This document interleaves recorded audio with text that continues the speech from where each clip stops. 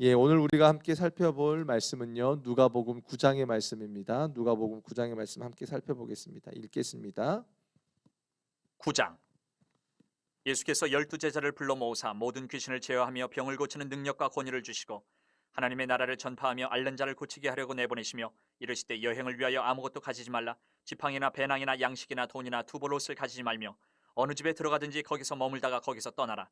누구든지 너희를 영접하지 아니하거든 그 성에서 떠날 때에 너희 발에서 먼지를 떨어버려 그들에게 증거를 삼으라 하시니 제자들이 나가 각 마을에 두루 다니며 곳곳에 복음을 전하며 병을 고치더라.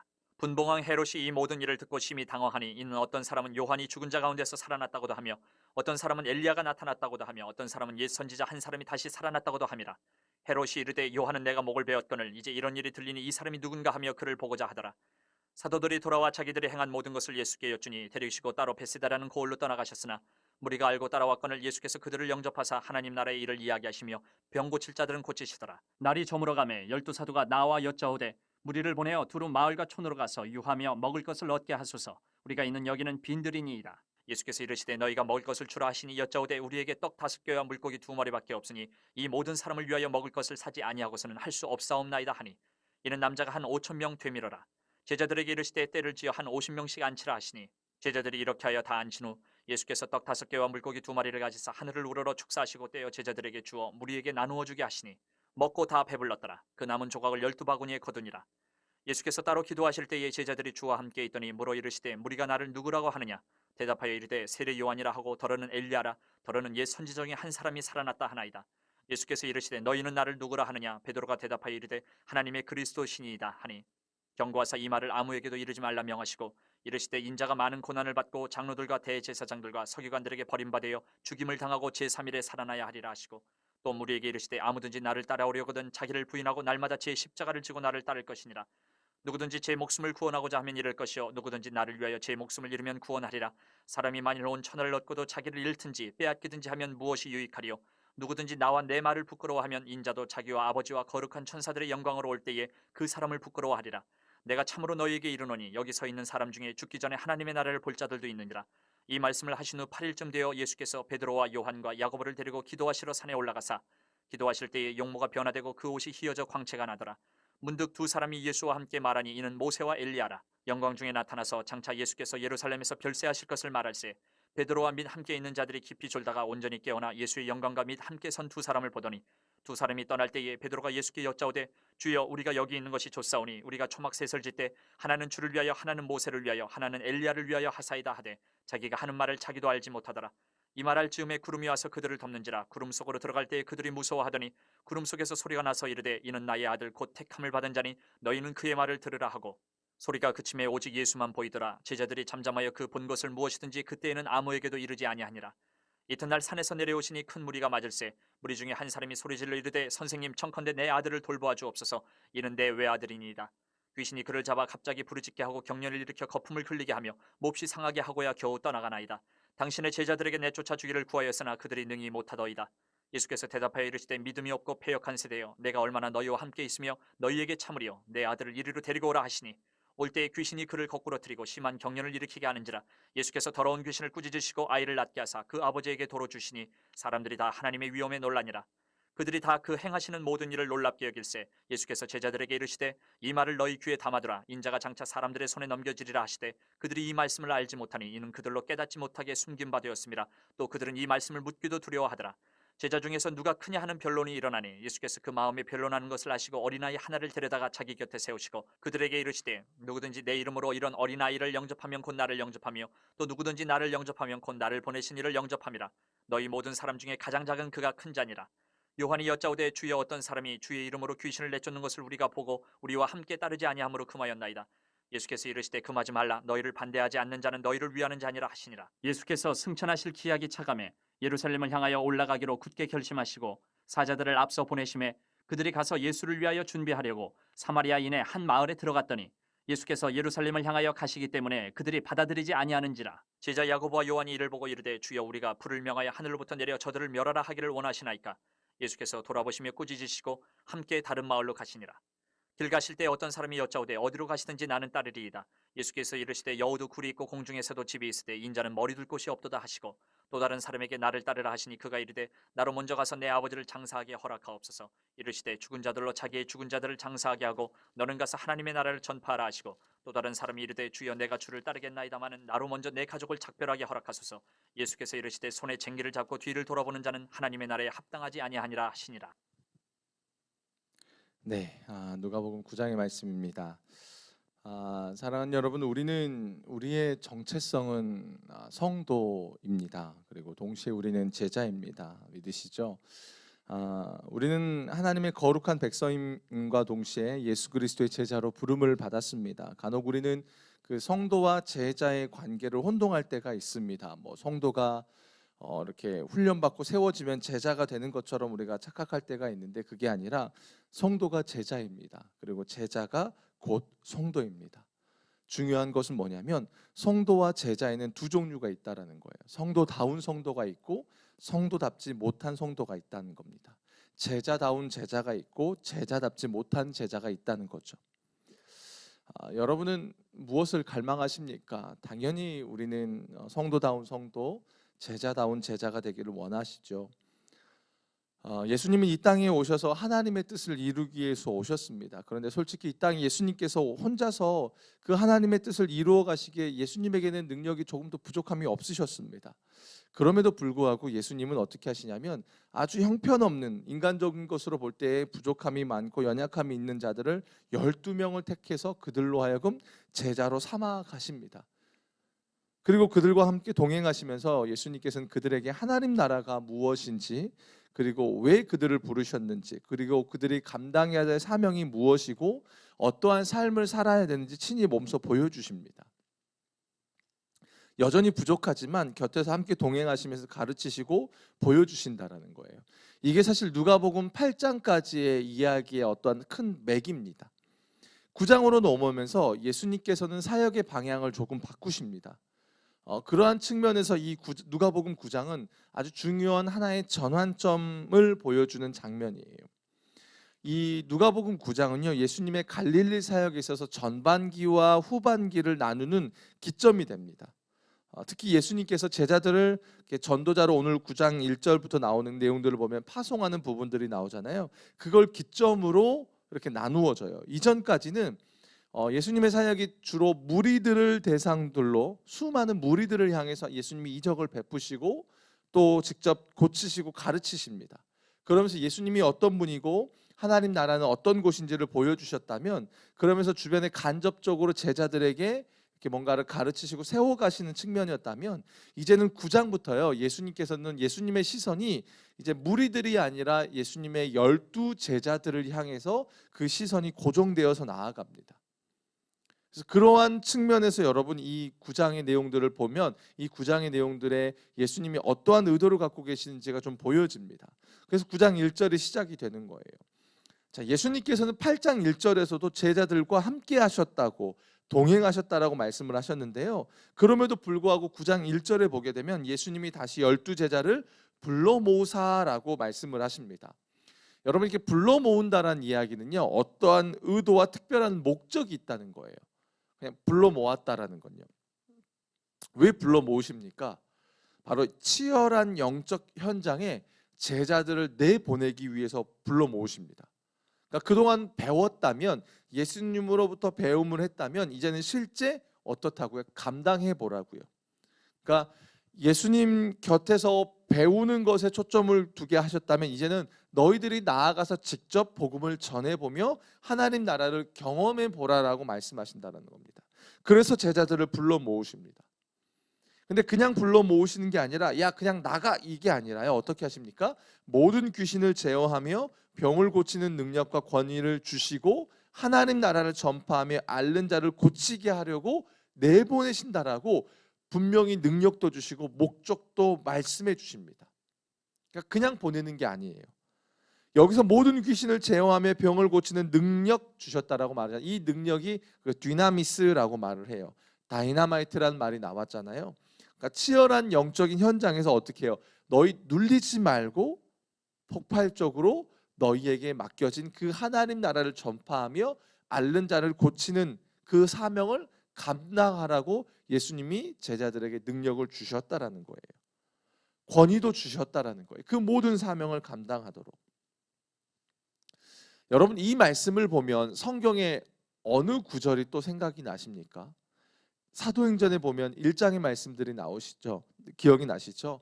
예수님이 부활하시고 승천하시기 전에 약속하신 성령을 기다리라고 말씀하시면서 오직 성령이 너희에게 임하시면 너희가 권능을 받고 예루살렘과 온 유대와 사마리아와 땅끝까지 이르러 내 증인이 될 거다라고 말씀을 하셨잖아요.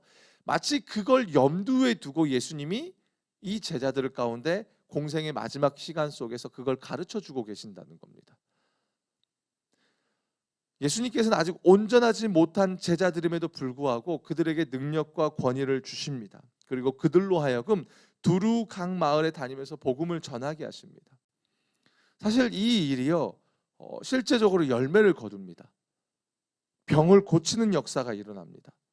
그리고 그 일이요, 얼마나 힘있게 전파가 되었으면, 그 능력에 맞게끔 역사가 이루어졌으면 7절에 보면 헤롯이 이 일을 듣고요, 어떻게 하냐면 심히 당황할 정도라고 말을 합니다. 이 헤롯이요, 이거 자기가 죽인 세례 요한이 살아난 거 아니야? 라고 할 정도로 지금 제자들을 통해서 하나님 나라가 힘있게 전파가 되고 있다라는 겁니다. 사실 오늘 이 말씀은 오늘을 살아가고 있는 우리 성도들에게도 굉장히 중요한 영적인 의미를 줍니다. 예수님께서는 성도들의 삶을 온실 속의 화초처럼요, 그냥 교회 안에만 머물며 이곳에서 은혜만 누리는 자로 살아가도록 우리를 부르지 않으셨습니다. 그렇게 살아가기를 원하지 않으십니다. 우리가 그렇게 한 곳에 머물러 주님께 부름받은 자로 우리가 있지 않다라는 겁니다. 우리가 주일날 말씀을 배우고 또 바이블 칼리지를 하고 제자 훈련을 하고 여러 은혜를 경험했다면 우리는 어떻게 하냐면 당연히 그 가운데 선포된 은혜의 복음을 들고요, 치열한 삶의 자리로 나아가는 자로 우리는 부름을 받았다는 겁니다. 재밌는 건요, 여러분, 오늘 보면 1절에 보면 예수님께서 12 제자를 불러 모으셨다라고 말을 하잖아요. 그리고 제자들을 파송하시고 나서 그 제자들의 사명을 감당하고 돌아온 10절에서는 그 제자들을 뭐라고 부르시냐면 사도라고 부르셔요. 처음에는 제자라고 부르시고 사도라 부르셨어요. 사도라는 말이 뭐냐면 아포스톨로스라고 합니다. 보냄을 받은 자들이라는 뜻입니다. 한마디로 뭐예요? 이 땅에 예수를 믿고 살아가는 자들은 이런 거예요. 주님으로부터 보냄을 받은 자들이라는 겁니다. 그러니까 한 곳에 머무는 자가 아니라 주님이 말씀하시는 그곳으로 보냄을 받은 자들이라는 겁니다. 그게 우리입니다. 주님의 제자임과 동시에 우리는 주님으로부터 보냄을 받은 곳에 나아가야 되는 자라는 거예요. 그게 어떤 이들은요, 가정일 수 있습니다. 가정일 수 있어요. 어떤 이에게는 그게 직장일 수 있습니다. 어떤 이는 자기의 사업체일 수 있습니다. 어떤 이는 학교일 수도 있습니다. 중요한 것은 뭡니까? 우리가 그냥 내가 여기에 줬사오니 하고 그냥 여기에 머무는 자가 아니라요, 어떻게 해요? 주님이 부르신 그리고 주님이 보내신 그곳으로 우리는 복음을 들고 나아가는 자라는 겁니다. 여러분, 선교사님들이나 목회자들만이 그렇지 않습니다. 우리 모든 성도는 다 주님의 제자이고 사도적 사명을 우리는 계승한 자들이라는 겁니다. 우리가 세상에 나아가는 건 정말 쉽지 않습니다. 먹고 사는 것도 정말 얼마나 치열한지 모릅니다. 그런데 주님은 우리가 그 치열한 삶의 현장에서 그저 돈을 벌고 무엇을 먹을까, 무엇을 입을까, 무엇을 마실까를 걱정하는 존재로 사는 자가 아니라 그 치열한 영적 현장에서요, 어떻게 해요? 우리에게 부여된 십자가 복음을 전하며 또 주님이 주시는 능력과 권세를 가지고 하나님 나라를 전파하고 또 앓는 자를 주님의 이름으로 고치는 자들로 우리는 부름을 받았다라는 것입니다. 아멘이십니까? 주님은 우리를 불러 모으시고 또 우리를 보내시는 분이십니다. 그 주님께서 우리를 포도나무 교회로 불러 모으셨습니다. 그리고 각 성도들의 삶으로 보내시는 분이십니다. 우리들의 삶은 다 다릅니다. 똑같은 삶이 하나도 없습니다. 각자 겪고 있는 인생의 고난의 무게와 내용도 다 다릅니다. 지금 겪고 있는 우리의 아픔도 다 다릅니다. 살아가는 삶도 다 다릅니다. 그러나 유일하게 공통점은 하나가 있습니다. 그것은 우리는 예수를 믿는 자들이고 또 우리는 하나님의 백성이고 또 주님이 이 포도나무 교회로 우리를 불러주시고 보냄을 받은 자들이라는 겁니다. 그 말은 참 중요합니다. 오늘 말씀 1절 상반절에 보면 우리의 삶은요, 예수님이 불러 모으시는 그 장면에만 머물면 안 된다는 겁니다.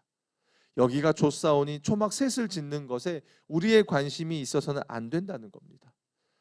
특별히 우리가 지난 어저께 이제 당회와 구역회를 거쳤죠. 그 말은 무엇입니까? 하나님이 우리 교회 가운데 올 한 해 우리를 불러 모으셨고 그 불러 모으신 자들을 통해서 하나님이 행하신 일들을 고백한 자리였습니다.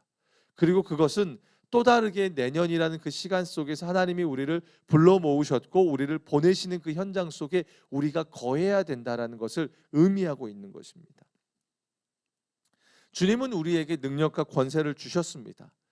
그런데 우리가 그것을 쓰지 못하고 있을 뿐이지 모두에게 주어졌습니다. 그렇기 때문에 우리는 오늘 본문 안에서 마땅히 1절 상반절에 머물면 안 됩니다. 불러 모으는 현장에 있는 것이 아니라 우리는 6절로 나아가야 합니다.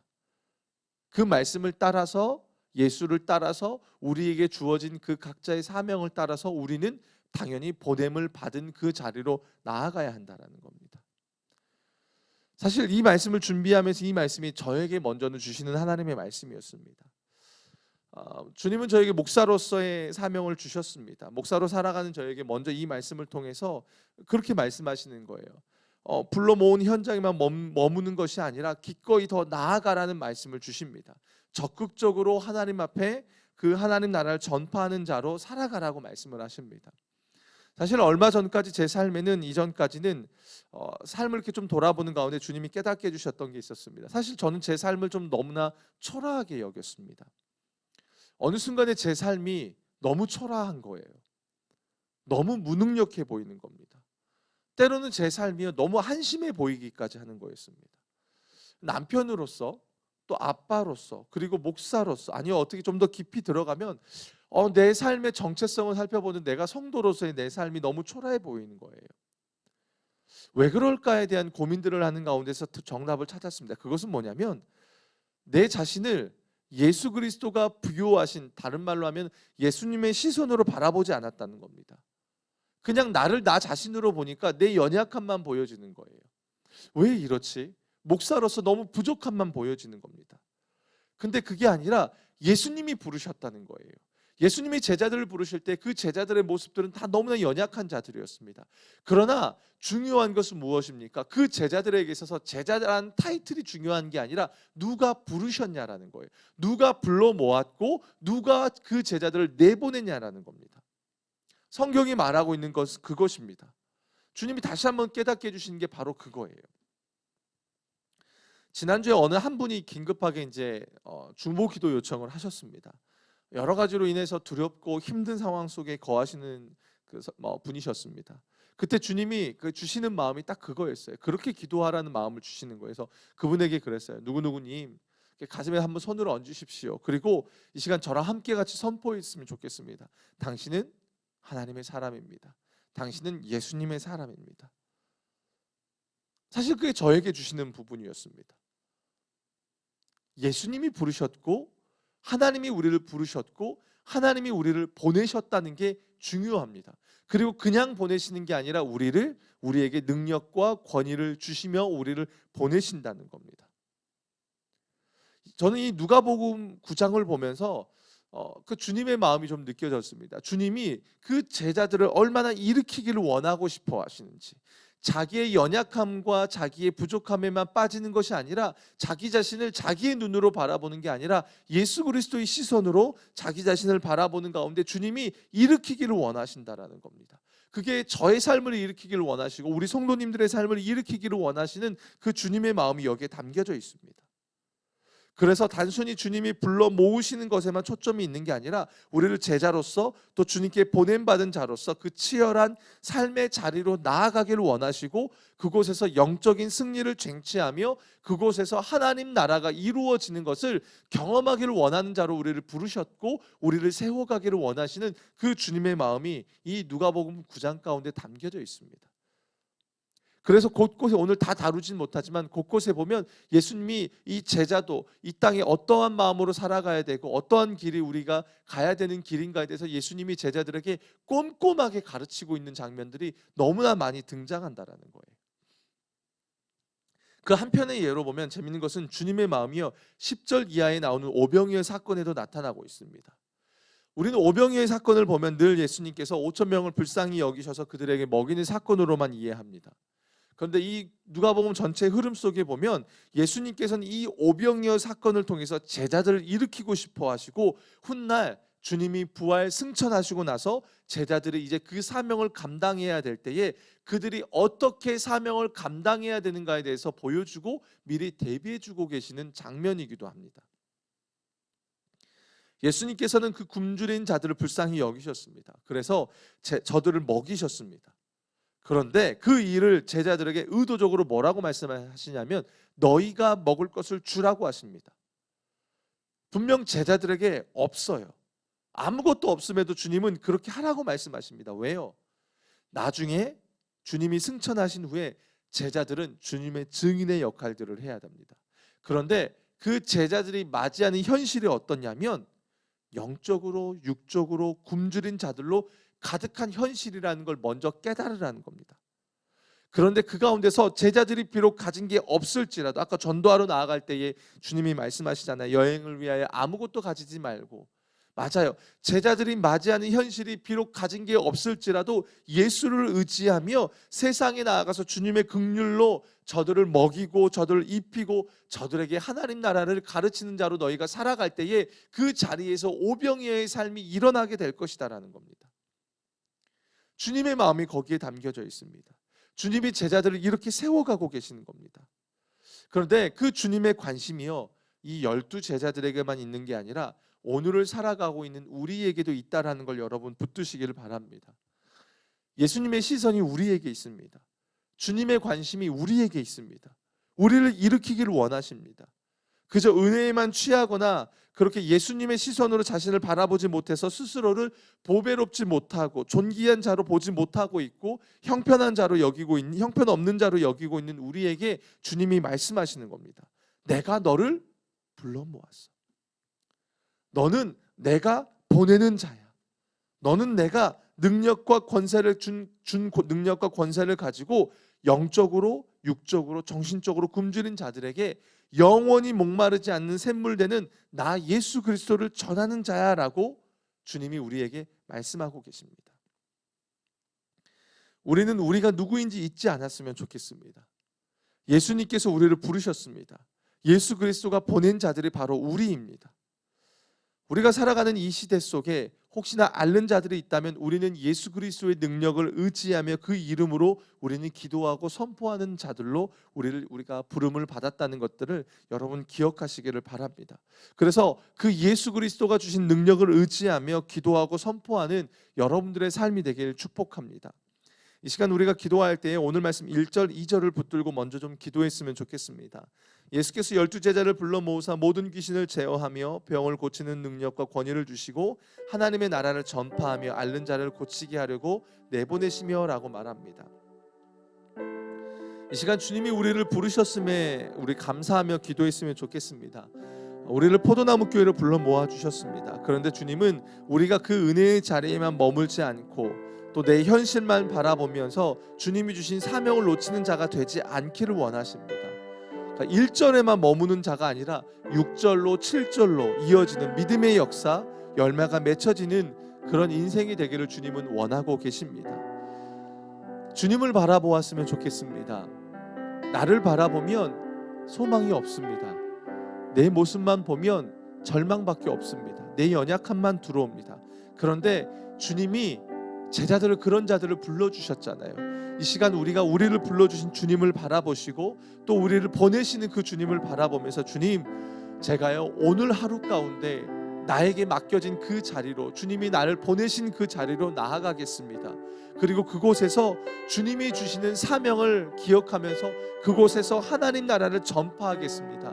주님께 순종하며 내가 살아가는 그런 복된 하루가 되기를 원합니다라고 우리 오늘 하루를 위해서 이 시간 함께 같이 기도하겠습니다. 살아계신 주님, 이 시간 기도하며 나아갑니다. 주님이 불러주셨습니다. 주님이 나를 불러주셨습니다. 주님이 나를 보내주셨습니다.